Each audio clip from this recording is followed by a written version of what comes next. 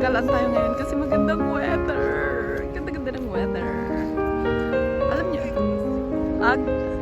mag-visit na muna kami guys. Simbahan. Simbahan pala ito. Ayan, simbahan pala ito. Tapos, alam niyo guys, ito dati. Main road ito. Talagang kalsadang daanan ng mga sasakyan. Pero dahil sa Jubilee year, kaya kami ginawa nilang daanan ng tao. Kaya sinarahan nila. Naging para sa tao na siya, hindi na siya. Ayan yung Castel Sant'Angelo guys. Ayan. Mamaya tingnan natin kung bukas. So guys, ito na. Walking lang kami. Walking kasi super ganda ng weather ngayon. So gaya ng sinasabi ko kanina. Itong stairs na to was pala dating kalsada na daanan ng sasakyan. Pero dahil sa Jubilee year, eto na siya. Dati puro ano lang ito. Under construction. Balot na balot dati ito. Ngayon tinanggal na dahil nga 2025. Nakita nyo naman siguro yung first video. Autumn 2024 na puro balot na balot ang kalsada. Ngayon, eto na siya.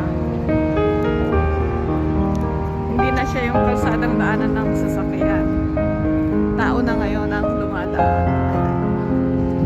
Doon na lang sila mula dyan sa bridge papunta dun sa kabilang kalsada.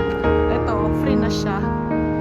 Kasi itong kalsada kasing ito is diretso na siya sa St. Peter sa Vatican.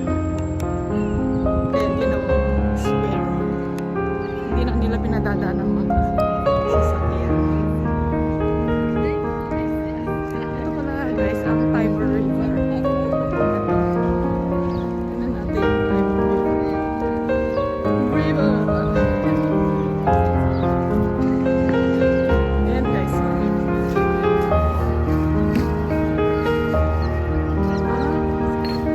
Nag-river cruise kami dati. Kung naalala nyo, dito kami nag-river cruise. Ayan. There you go. Saan na yung assistant mo? Nawala. Di ba ang ganda? Ayan o.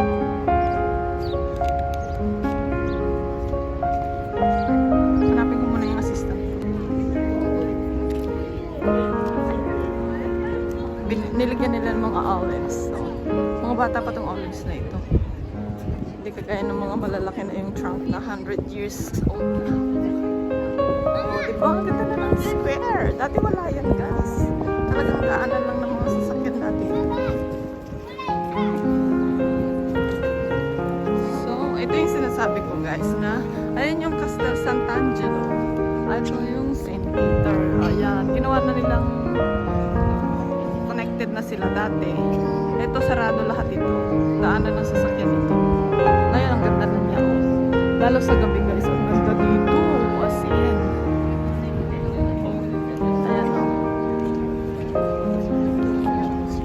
Ayan ang St. Peter.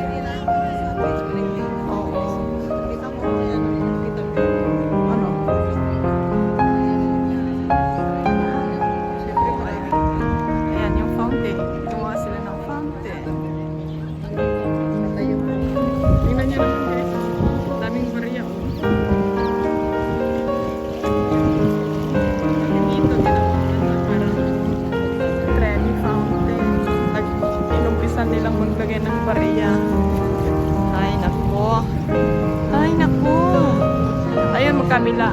Meron din sa kabila.